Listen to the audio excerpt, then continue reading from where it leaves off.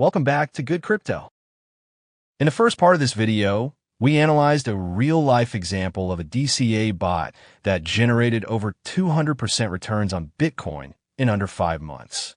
Today, we'll explore how you can further enhance this setup by changing various bot settings and discuss the trade-offs involved. These enhancements and trade-offs are applicable to any DCA bot you run.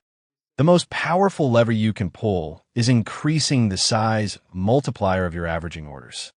In the current setup, each averaging order increases by 1.5x compared to the previous one. That means if your first averaging order size is 2, the second will be 3, the third 4.5, and so on. DCA traders use the size multiplier to average down their positions more effectively. The larger each subsequent order, the more influence it has on the average entry price, bringing it closer to the current market price. This increases the chances of the bot reaching its take-profit target. However, the trade-off is that your position size will grow more quickly, requiring more capital to run the bot.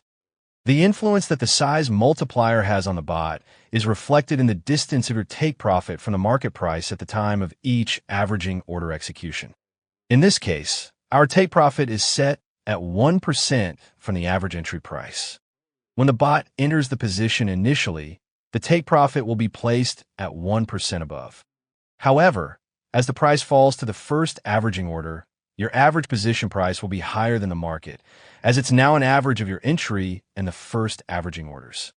Thus, the distance from the market price to the take-profit will increase as well, and it will keep increasing with each averaging order. In the setup form, right under the take-profit, we calculate and show that distance at the time of the last averaging order execution. Right now, with the size multiplier of 1.5x, you can see that the take-profit will be at 9.4% above the market price when the last averaging order is executed. However, if we increase the multiplier to 1.6x, the distance to the take-profit will decrease to 8.4%. If we increase the multiplier to 2x, that distance shrinks by nearly half to 5.85%.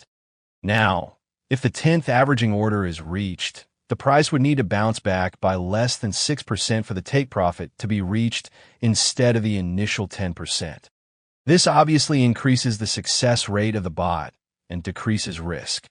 However, the trade-off is that the funds required to cover all averaging orders increase significantly, even with a slight increase in the size multiplier. For example, with our current setup using a 1.5x averaging order size multiplier and 10x leverage, only 85 USDC is needed to cover all orders. However, if we increase the multiplier to 2x, the required funds jump almost tenfold to 737 USDC.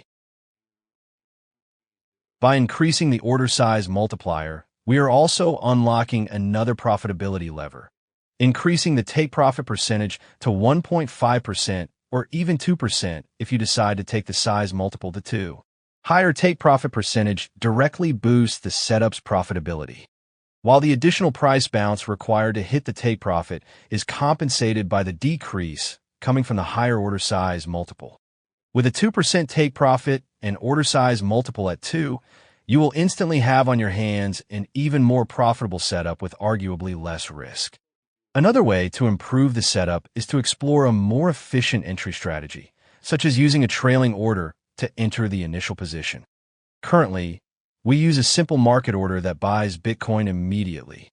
By switching to a trailing order, we can ensure that the bot will not enter the market while the price of Bitcoin is falling.